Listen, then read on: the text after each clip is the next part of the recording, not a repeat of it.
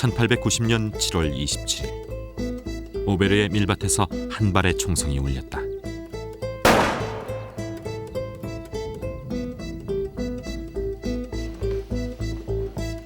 가슴에 관통상을 입었지만 그는 다시 자신의 방으로 돌아왔다. 그리고 사흘 뒤 7월 29일 빈센트 반 고흐는 새들어 살던 그의 작은 방에서 37년의 짧은 생을 마쳤다. 그는 평생토록 가난과 우울증, 간질에 시달렸다. 살아있는 동안 그가 세상에 팔 수 있었던 그림은 단 한 장뿐이었다.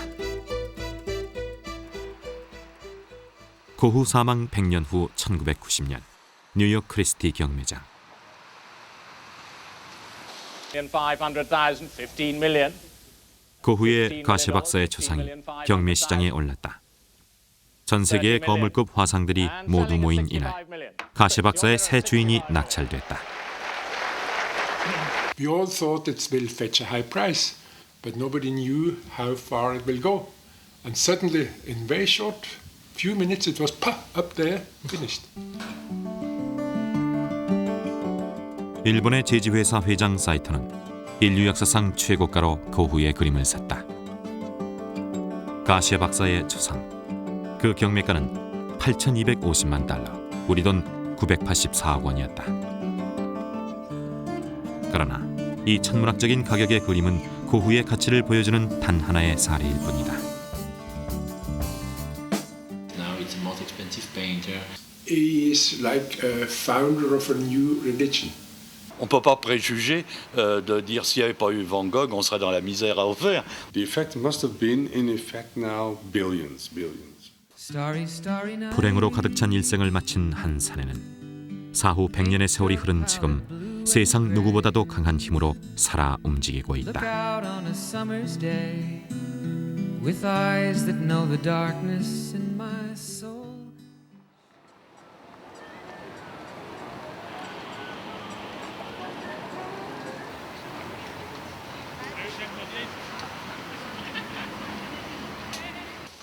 우체국의 매니저였던 히락 바이엘라는 1986년 우체국을 그만두고 새로운 직업을 찾았다. Een Van Gogh vaas, 105 euro. 105. Yeah, this one. This is an original oil painting, made by local students, and it costs 195 euro. 195 euro. And if the nice lady smiled to me, then we sell it for 175. 그는 암스테르담을 찾는 관광객들에게 고흐의 그림을 이용한 재생산품을 판다. 회사에 다니는 것보다 여기서 고흐 기념품을 파는 것이 훨씬 수입이 많다. 그래서 그는 직업을 바꿨다.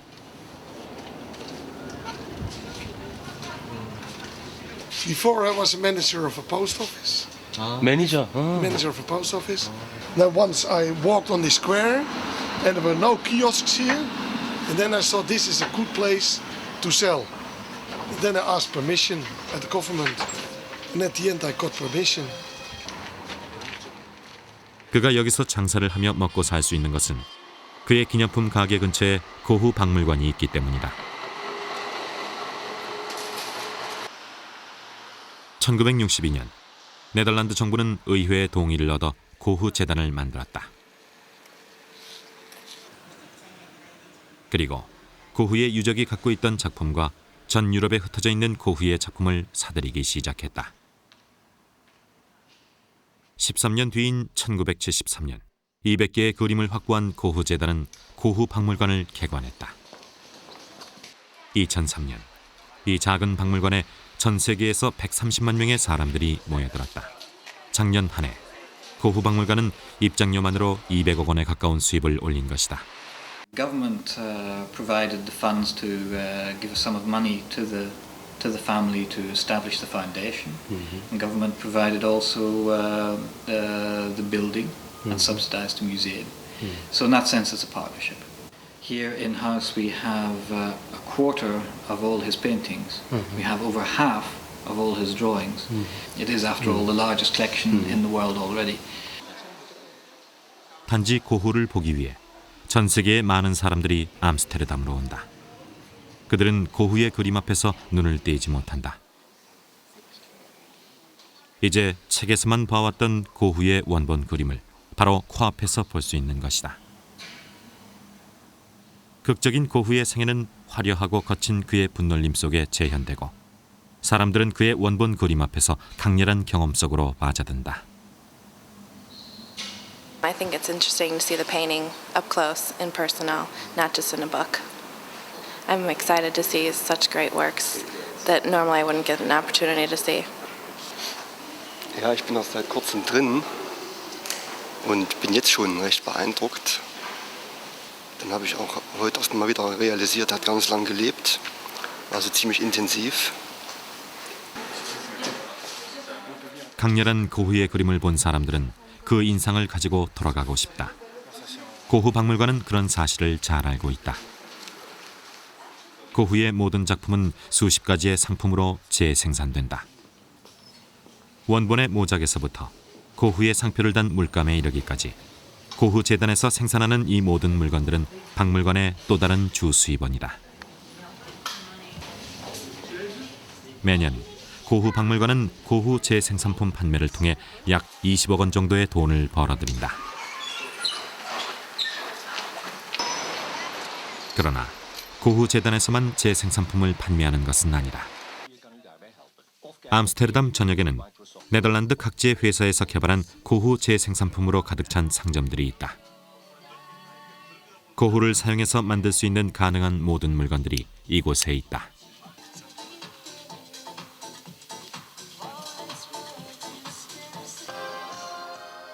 이 수많은 재생산품 중 가장 비싼 가격에 팔리는 것이 있다. 그것은 고흐의 복제화다.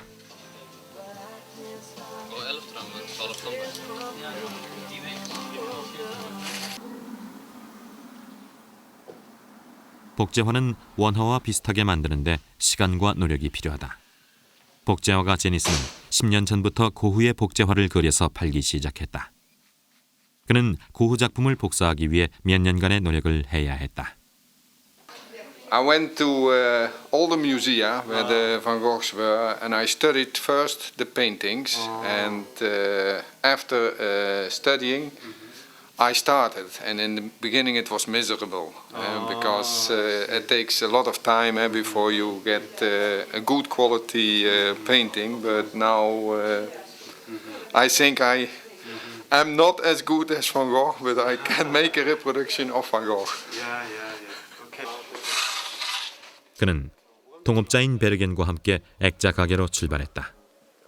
그러나 네덜란드에서 고흐 복제화의 수요가 점점 더 늘어남에 따라 복제화가로 전업한 것이다. 1990, there was a big exhibition from Van Gogh because he was 100 years dead. No, in Amsterdam. We have been there, and from all over the world, people were looking and coming and said, "Oh." So we thought, if we may make very good copies, people can choose from them. Otherwise, they have to buy a poster. 미술대학 학생, 액자 장인, 화랑 주인 등 많은 사람들이 고흐 복제화를 그리기 시작했다.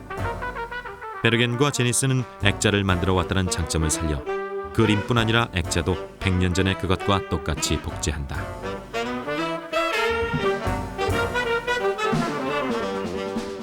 고흐가 그림을 그리던 시절 유통되던 액자의 주형을 골라 똑같이 본을 뜨는 것이다. 송진과 진흙으로 반죽한 덩어리를 이용해서 이들은 옛날 액자의 형태를 먼저 만들어낸다. 형태가 만들어지면 금박지를 사용해서 금태 액자의 질감을 만든다. 오래전부터 황금 액자를 만드는 방법이다.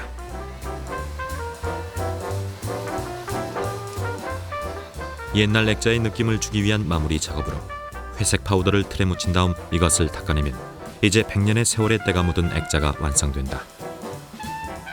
공들여 복제한 고흐 그림은 복원된 옛 액자 속에서 타임머신을 타게 되고 액자를 포함해 500만 원 정도의 가격에 거래된다.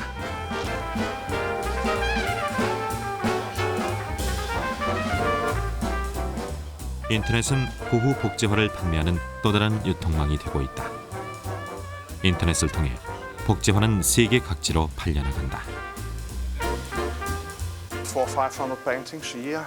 400-500 paintings. Yes. Wow, great. Yeah, that's why we do need 30-40 painters. 네덜란드 전역에서 공식 비공식적으로 생산되는 고흐 복제화는 관광객에게 팔려나갈 뿐만 아니라 암스테르담과 유럽 각지의 카페에도 공급된다. 암스테르담 곳곳에는 고흐 카페가 있다. 카페는 고흐의 색채인 노란색으로 칠해져 있고 이젠 네덜란드의 작은 산업이 돼버린 고흐 복제화가 카페를 가득 채우고 있다. 박물관에 들리고 복제품을 사고 다시 고흐 카페를 찾은 사람들의 머릿속에는 아직도 고흐가 남아있다. We were at the Van Gogh Museum. Wonderful, fabulous. And we just decided to stop here to discuss about the pictures. And we choose this specific table because I love this picture. It's the one I love the most. 고흐 효과 중 하나는 고흐 연관 산업을 만든다는 것이다. 고흐 카페와 고흐 박물관을 찾는 관광객의 수는 해마다 늘어나고 있고 이들을 대상으로 한 고흐 재생산품 판매도 증가하고 있다.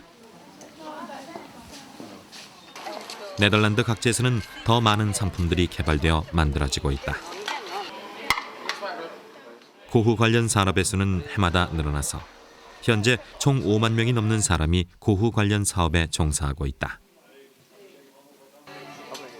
시장 규모도 연간 4조 원을 넘는다. 이제 고흐는 네덜란드에서 하나의 산업이 된 것이다. 이 새로운 고흐 산업에 연관된 사람들 중에는 상업적으로 커다란 성공을 거둔 사람도 있다. 암스테르담의 요 스미트 사장은 오래전부터 고흐의 엽서를 만들어 전 세계에 판매해왔다. 그는 여러 미술 작품을 그림 엽서로 만들지만 주 품목은 고흐의 엽서다. 그의 회사는 전 세계에 고흐 엽서를 가장 많이 파는 회사다. 매년 이 회사는 세계 35개국에 300만 장 이상의 고흐 엽서를 수출한다. It's the Night Terrace of Van Gogh, which is my best-selling postcard. I'm doing that since 1991.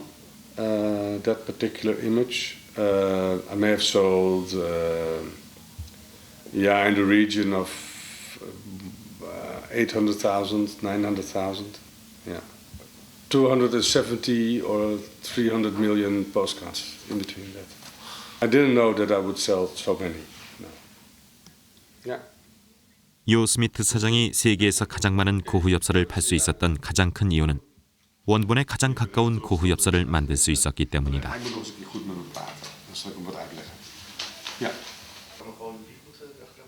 그의 작업 방식은 단순하다. 원본이 보관된 박물관에 사진사를 보내 최대한 색감과 질감을 살린 사진을 찍는다. 그리고 사진을 인쇄해 엽서를 만든다.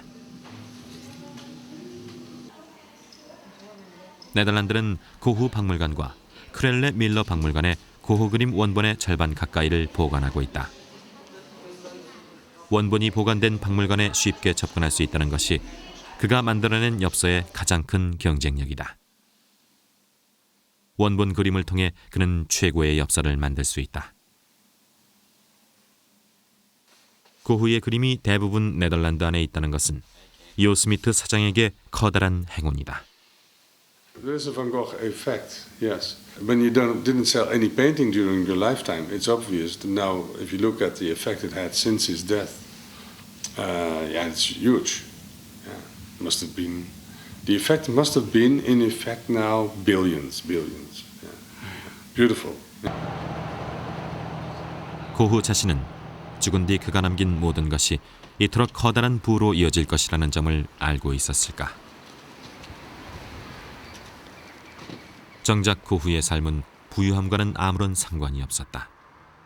그의 인생은 지독한 가난함과 외로움으로 가득한 것이었다. 빈센트 반 고흐는 엄격하고 보수적인 칼뱅파 목사 테오도로스 반 고흐와 안나 카르벤투스의 장남으로 태어났다. 그는 20살 무렵부터 인생의 갖은 좌절을 맛본다.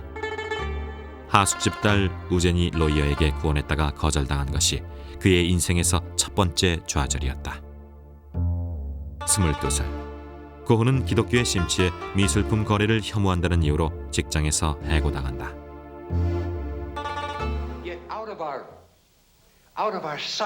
25살이 된 고흐는 신학 공부를 하다 그만두고 전도사가 돼 벨기에 탄광 지역인 보리나주로 갔다. 그는 지하경도 300m 밑에서 일하는 가난한 사람들을 보고 큰 충격을 받았다. 고흐는 일주일에 몇 명씩 광부들이 죽어나가는 이 비참한 곳에서 전도를 하기보다는 그들과 함께 살며 그들을 도왔다.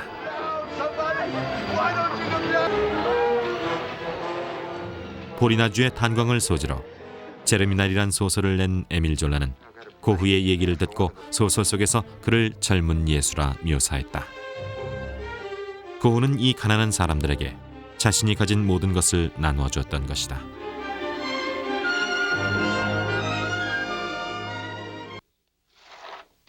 하지만 그의 전도사 생활은 오래 지속되지 못한다. 목회자의 품위를 떨어뜨린다는 이유로 1년 만에 교회로부터 전도사직을 박탈당했기 때문이다.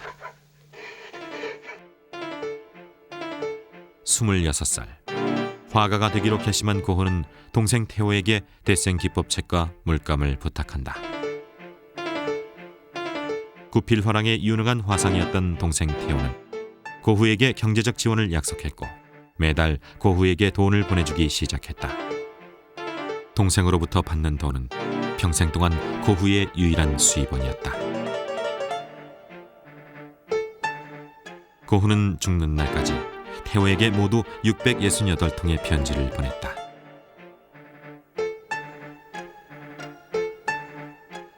전업 화가가 되겠다고 결심한 고흐는 헤이거, 드렌테 등지에서 거의 독학으로 수업하며 그림들을 그렸다.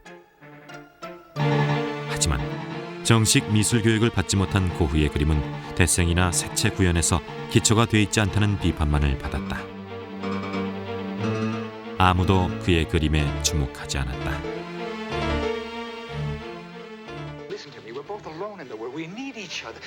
그는 여인의 사랑도 받지 못했다. 28살 때는 이종 사촌인 K에게 구원했지만 거절당했고 아버지와 친척들로부터 근친 상간을 하려는 놈이라는 비난을 받게 된다. 이 사건으로 인해 안 그래도 문제와 취급을 받던 고흐는 가족을 포함한 주위의 모든 사람들로부터 미친 사람 취급을 받는다. 29살의 고흐는 헤이그에서 알코올 중독자의 매독 환자였고 임신 중이었던 매춘부 시엔을 만난다. 고흐는 그녀와 그녀의 아이를 집으로 데려와 동거를 시작한다. 이 즈음 고흐와 그의 가족 간에는 건널 수 없는 골이 생겨 있음을 고흐가 쓴 편지를 통해 알 수 있다.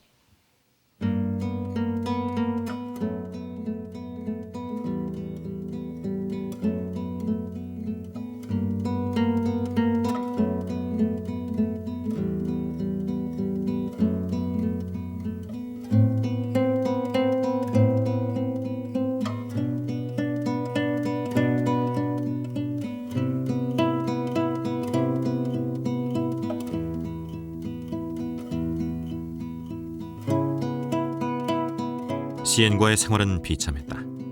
테오가 보내주는 얼마 안 되는 돈으로 고흐는 방세를 내고 물감을 사고 땔감도 사야 했다.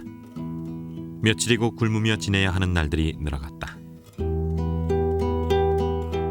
결국 고흐는 시엔과 결별하고 부모의 집으로 돌아온다.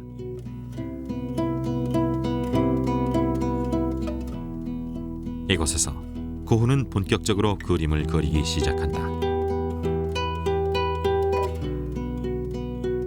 뇌넨에 머물던 2년 동안 그는 200점 가까운 그림을 그린다. 그림의 대상은 뇌넨의 풍경, 그리고 늘 애정을 가져왔던 가난한 사람들이었다. When he was coming here in December 1883, he lived with his parents in this house. It still exists. It's mentioned on the map. It's in the big road. They are working in such a loom, old loom. And as you see, Vincent, many times he sketched and painted them like the people were working. His most famous painting of his Union period is the Potato Eaters.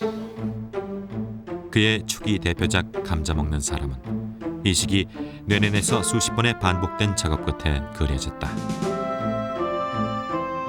고흐는 아름답고 이상화된 시골 풍경이 아니라 거친 손마디를 가진 농촌 사람들의 힘든 일상을 영원히 남을 그림으로 포착하고 싶었던 것이다.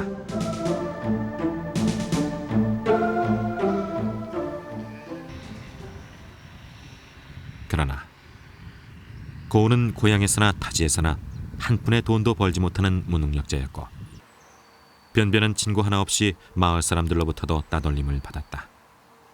그에게 남은 것은 외로움과 그림뿐이었다.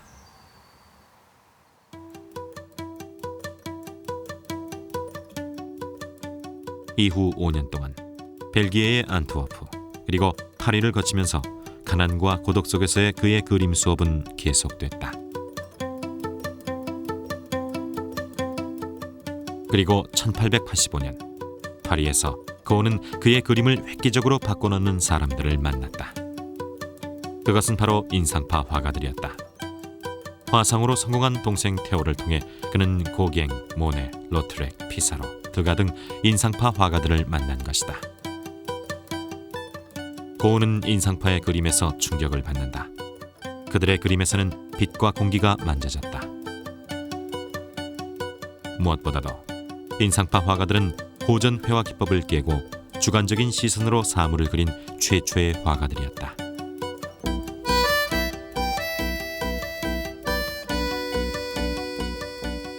인상파와의 만남을 계기로 고흐의 그림은 획기적으로 바뀐다. 어두웠던 그의 그림은 점점 밝아지기 시작한다. 오랫동안 고집해온 고흐식의 그림 스타일이 자리를 잡아갔다. 오랜 반복과 시행착오 끝에 드디어 고흐는 그만의 색깔을 찾은 것이다. 점점 빛나기 시작한 그의 그림, 그리고 막 폭발할 듯한 광기는 프랑스 남부의 작은 마을 아르에서 그 절정을 만난다. 아르엔 고흐가 그린 그림이 단 한 점도 남아있지 않다. 하지만 전 세계의 관광객들은 고흐를 기억하며 아르로 모여든다. 아르시는 고흐를 기억하기 위한 장치들을 만들어놨다. 아르 시내의 보도에는 발자국이 남아있는데 이 발자국은 고흐가 그림을 그리러 걸어다녔던 120년 전의 길을 표시한다. 고흐의 발자국을 따라 걸으면 고흐의 그림은 없지만 그가 그렸던 그림의 대상과 원본 그림의 포스터가 서 있다. 아르 시는 고흐가 세상에 알려지기 시작하면서 고흐 그림의 대상물들을 복원하기 시작했다. 그림은 갖고 있지 않지만 그림을 그린 장소로도 얼마든지 사람들을 매혹시킬 수 있다는 것을 깨달은 것이다. 2004년 3월 복원된 랑굴루아 다리 옆에 한 소녀가 누워있다.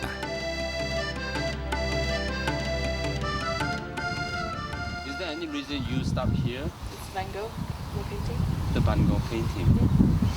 I was looking at the water and the trees and trying to imagine how he developed his style from the way that he sees, and things look real to me, but he changes. 단지 고흐가 이곳에서 그림을 그렸다는 사실만으로도 사람들은 전 세계에서 모여든다. 아르 시는 고흐가 그림을 그렸던 장소 앞에 빠짐없이 고흐 포스터를 붙여놨다.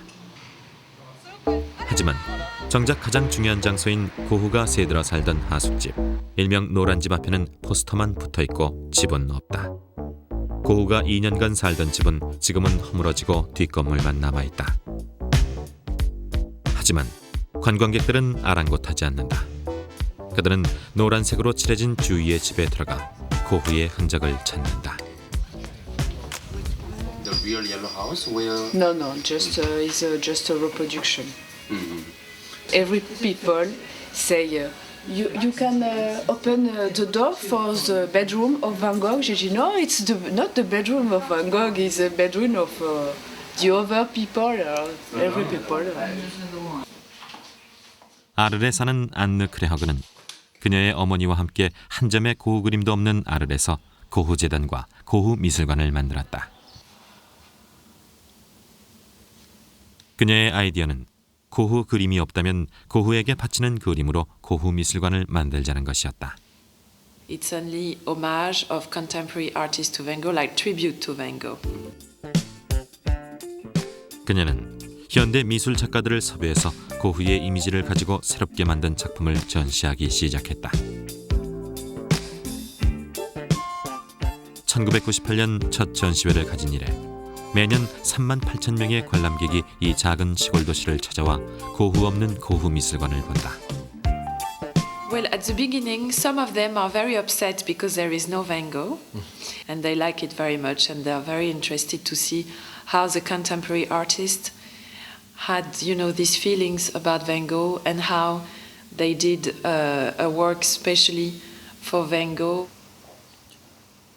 미술관 옆 기념품 가게, 고흐 지우개부터 이제는 허물어진 노란 집까지.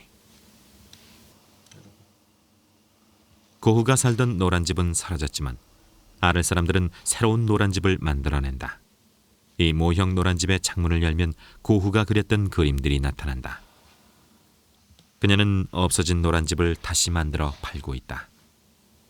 This has a lot of success. 아르 사람들은 반고흐의 그림과 완벽한 역사적 보존 없이도 수많은 사람들을 끌어들이는 방법을 알고 있다. 그것은 이 작은 도시에 끊임없이 고흐의 이미지를 만들어내는 것이다.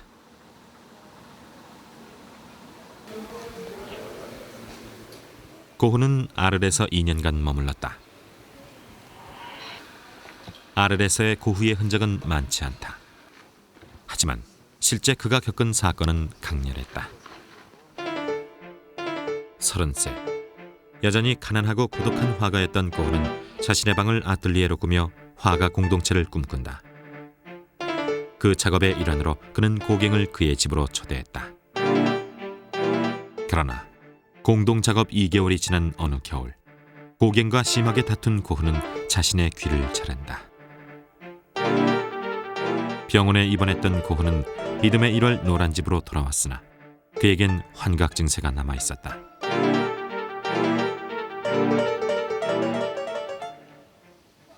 고흐를 불안하게 여기던 주민들은 그를 경찰에 고발했다.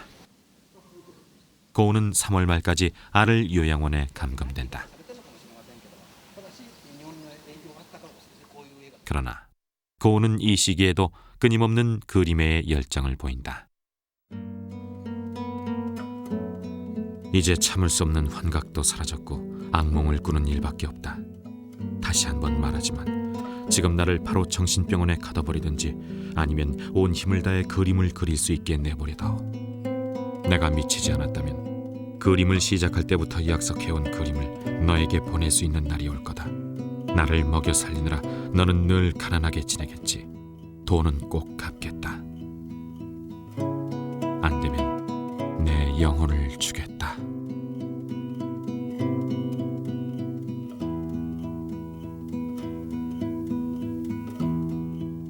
고흐는 아르레에 있던 2년 동안 간질 발작으로 고통받으면서 무려 200점의 그림을 그렸다.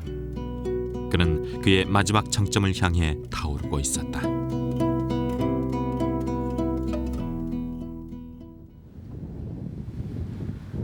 (1890년) 고흐는 프로방스 지역의 생레미 요양원을 거쳐 마지막 귀착지 오베르시아즈에 정착했다. 그가 오베르로 간 것은 정신과 의사이자 화가인 가시에 박사로부터 치료를 받기 위해서였다. 그의 우울증과 간질은 점점 더 심해져 가고 있었다. 고흐가 가시 박사의 집에 도착한 며칠 뒤, 그는 평론가 알베르 오리에로부터 생애 처음으로 그의 그림에 대한 찬사를 받았다. 그리고 이 평론이 실리기 6개월 전 그는 그림을 그린 후 처음으로 유화작품 한 점을 400프랑에 팔았다. 고흐는 비로소 인정받기 시작한 것이다. 그러나 그가 오베르에서 보낼 수 있었던 기간은 겨우 70일 뿐이었다. 고흐는 70일 동안 77점의 유화와 30점의 드로잉을 남기고 이곳 오베르에서 가슴에 구원총을 쏴 자살했다.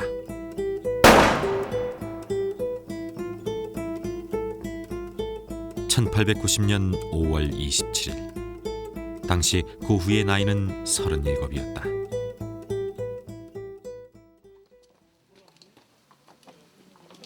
매년 30만 명이 넘는 사람들이 고흐의 흔적을 찾아 오베르로 온다. 인구 5천 명에 불과한 이 마을 사람들 대부분은 고흐로 인해 생계를 유지한다. 자그마한 오베르역은 온통 고흐의 그림으로 가득하다. 이 그림들은 프랑스 화가가 매일 만들어내는 고흐의 복제화들이다.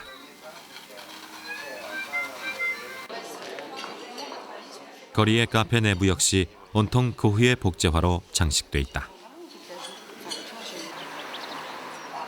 오베르에도 고흐의 진짜 그림은 한 점도 남아있지 않다. 하지만 그가 머물던 마지막 집은 그대로 보존돼 있다. 그것이 가능했던 것은 한 사업가가 전 재산을 투자해서 고흐의 마지막 거주지를 사들였기 때문이다. In 37 years, Van Gogh got 38 houses. And from the 38 houses, the only house which preserved is the house where he lived and where he died. And then I bought the house here, and then we bought all the buildings around, and now we make a project. 그는 고흐가 새들어 살던 방이 포함된 전체 건물을 샀다. 방 하나뿐 남아있는 것은 하나도 없었다. 하지만 얀센은 고흐의 이미지로 이곳을 장식했다. 건물 주인은 고흐의 연대기와 편지들을 프린트해 전시했고 건물 안에서는 박물관과 기념품 공장에서 사들인 고흐의 기념품들을 팔았다.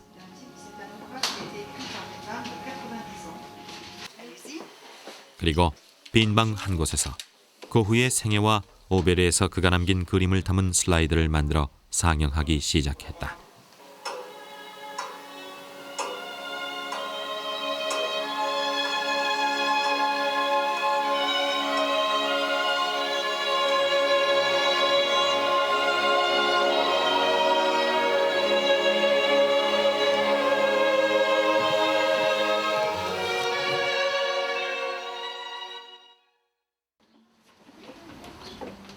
아무런 유품도 없는 빈 방 하나만을 가지고 운영을 시작했지만 곧 오베르로 전 세계의 사람들이 몰려오기 시작했다.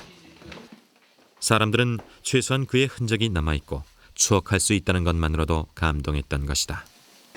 It's been fascinating. I mean, you read about this, you learn about this in school, and to actually come here and experience it, it's been a fascinating experience. Ça doit passer un grade au-dessus pour la vente de tableaux comme ça doit. 얀센은 사람들에게 고흐의 무엇을 보여줘야 하는지를 알고 있다. When people go to the funeral, they not always cry for the person who's in the coffin, but they cry for their own life. And I think when you go to the room of Van Gogh, there's nothing to see. It's empty. But you see the story from a man who was not really successful when he was alive. And I think people, they take themselves for a Van Gogh. 고흐의 느낌은 보존과 선전에 의해 가능한 것이다. 고흐의 아무런 유품도 없는 오베르는 얀센의 지도적 역할로 인해 고흐를 찾는 사람들에게 하나의 성지가 됐다. 사람들은 그가 살던 집과 오베르의 교회를 둘러보며 고흐의 느낌을 찾는다. 조금이라도 더 고흐의 느낌과 영감을 받기 위한 세계 각국 화가들의 순례도 끊이지 않는다.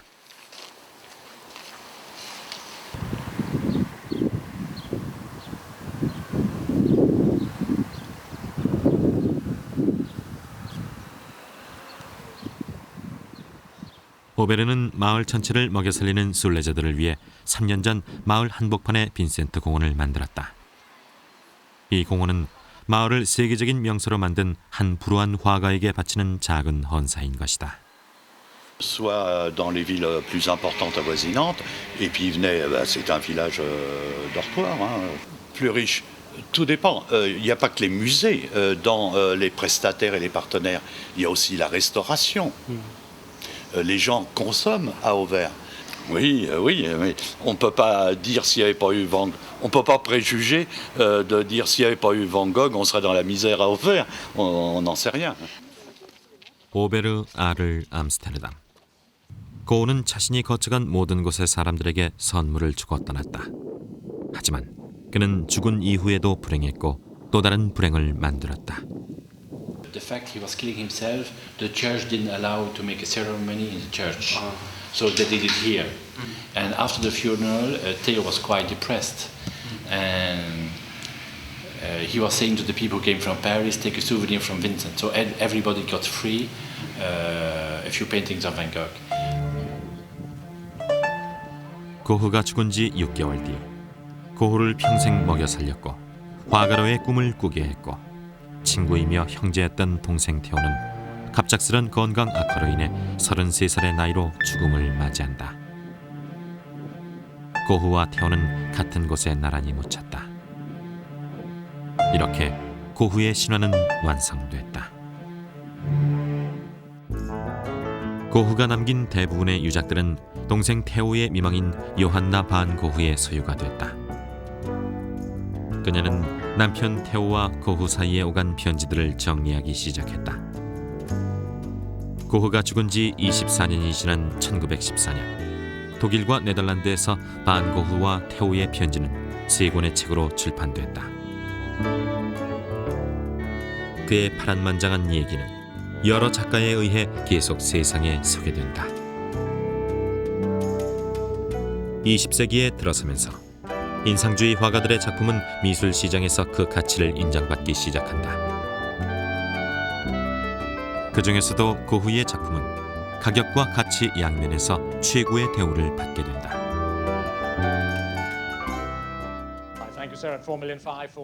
1980년 미술 시장은 호황을 맞는다. 급격히 팽창한 미국과 일본의 경제는 풍부한 자금을 만들었고 국제적인 경매 시장 소더비와 크리스티를 통해 그림은 투자 가치가 있는 자산으로 인식되기 시작했다.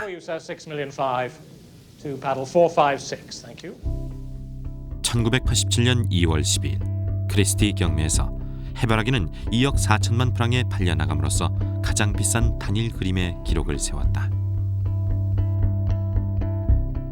같은 해 11월 12일 고흐의 붓꽃이 소더비 경매에서 다시 최고가 기록을 경신했다. 경매가는 768억 원이었다. 그리고 고흐 사후 100년이 지난 1990년 가시아 박사의 초상이 984억 원이란 전무후무한 기록으로 일본인 사업가의 소유가 된 것이다. 미술상들은 당시의 가격은 일본의 거품 경제 상황이 반영된 것이라고 말한다. 그러나 가격의 거품을 감안하더라도 고흐의 그림 가격은 천문학적이었다. 지금까지 세상에 팔린 그림 중 가장 비싼 10개 그림 명단에 고흐의 그림은 1, 2, 6위에 올라있다. 과연 고흐의 그림은 그만한 값어치가 있는 것일까? 스위스의 미술도시 바젤. 라인강을 낀 이 아름다운 도시의 인구는 18만 명에 불과하다. 그러나 이 작은 도시는 무려 34개의 미술관과 박물관으로 가득 차 있다. 수많은 미술관 중 그 소장품에서 세계적인 명성을 얻고 있는 곳이 있다. 이 미술관엔 근대 미술 거장들의 작품 175점이 보관돼 있다. 피카소, 렘브란트. 거장들의 작품들 중에는 고흐의 작품도 있다. 이 모든 작품들은 세계적인 화상 바이엘러의 개인 수집품이다. How come it can be so expensive? Because offer and demand. If there is very little which is offered, the demand is stronger and prices go up. Many museums just want to have a Van Gogh. So the number is small, so at an auction it goes up and up and up and up. But if you are in front of a great Van Gogh, there's something radiating out of it which is a force, a strength which inspires you. Meanwhile, a less good painting, you say it may be quite nice, it's quite good, but it does not bring you higher. And we, you, me, all look for a higher idea to get inspired for your daily life.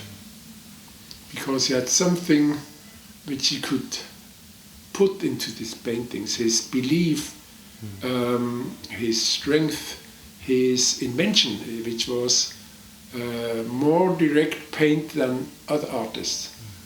It really jumped at your eye. 바이엘런은 가난한 철도원의 아들로 태어났다. 그는 출판사를 거쳐 20대부터 미술 시장에 뛰어들었다. 그는 2차 대전 이후 300회가 넘는 전시회를 열어 세계 각국의 고흐를 비롯한 근대 화가들의 그림을 팔았다.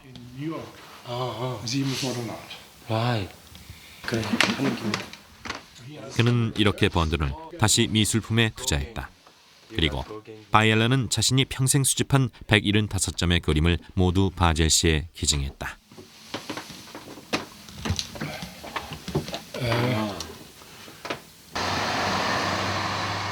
바젤 씨는 바이엘러가 원하는 장소의 부지를 100년간 무상으로 임대하기로 하고 보조금 지급을 약속했다.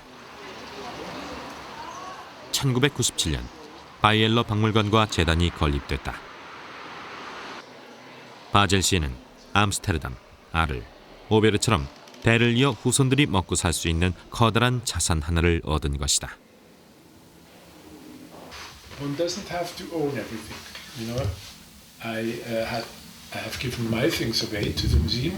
I can't take them back anymore, but it's all right because finally they are here for the world, and I still can go to the museum and enjoy them. One doesn't have to own. It belongs to everyone. 바이엘런은 이미 바젤 씨를 위해 커다란 기여를 했다. 그 자신이 주축이 돼 전 세계의 미술품을 거래하는 아트페어를 1969년부터 매년 이곳 바젤에서 개최하기 시작한 것이다. 전 세계 화상들이 보유한 값비싼 미술품을 사고 파는 세계 최고의 미술 시장이 매년 6월 만들어진다. 작년 850개의 전 세계 화랑들이 참가 신청을 냈다. 조직위는 그중 270개만을 선정했다. 허가를 받은 화상들은 비싼 설치비를 내고 전시 공간을 할당받는다. 거래가 성립되면 화상들은 판매액의 30%를 행사 주최 측에 커미션으로 내놓아야 한다. 바젤 씨는 미술 올림픽이라 불리는 국제적인 거래 장터를 만들므로써 막대한 돈을 벌어들이고 미술 도시의 이미지를 전 세계에 알린다. 수집가는 평생을 모은 작품을 시에 기증하고 시는 세계적인 걸작들을 전시하고 미술 상거래의 중심지가 될 수 있도록 실질적인 지원을 한다. 시민과 시 당국이 협조해서 바젤을 예술의 중심으로 만들고 있는 것이다. The art fair is on a very high level a commercial event, which makes such an incredibly nice profit. The canton of Basel-Stadt, in which I'm responsible for the cultural affairs, spends 4 times more money on culture than the average of Switzerland. So, because we have no lake, we have no beach, the arts and culture is one of the very important things that we have in this city canton.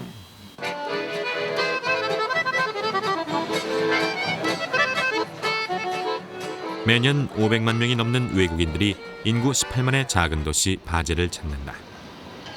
바젤의 매력은 예술품으로 가득 찬 도시 그 자체다. 모든 관공서조차 박물관처럼 꾸며져 있고 거리의 가로등, 간판, 쇼윈도우 하나도 예술품의 향기를 피운다. 바젤시는 도시의 형태를 변화시키는 작은 공사도 규제함으로써 도시의 모든 시설 자체를 미술관이자 박물관으로 만든다.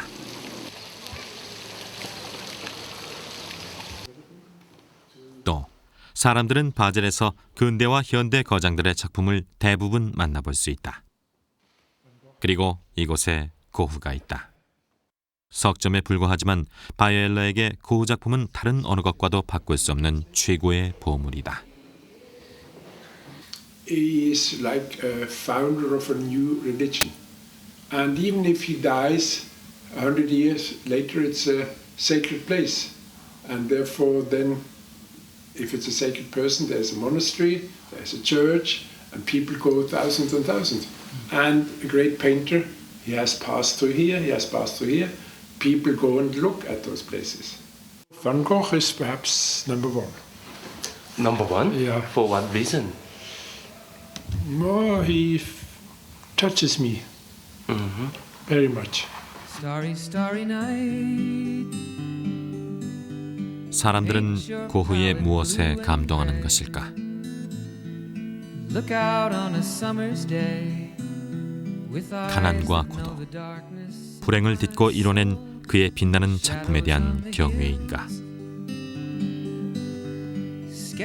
아니면 그의 삶 속에서 우리 자신의 모습을 보며 느끼는 연민일까?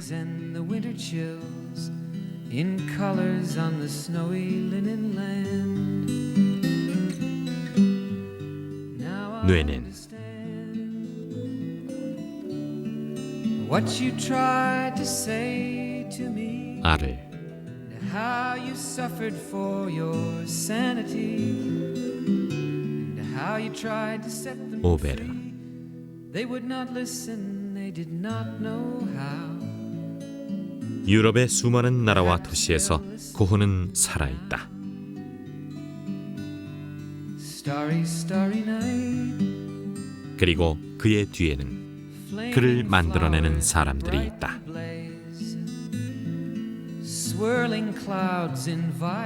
고흐의 힘을 믿는 수많은 사람들의 보존과 재창조에 의해 그는 휑하지만 번뜩이는 눈을 하고 다시 태어난다. Weathered faces lined in pain are soothed beneath the artist's loving hand. Now I understand what you tried to say to me, and how you suffered for your sanity.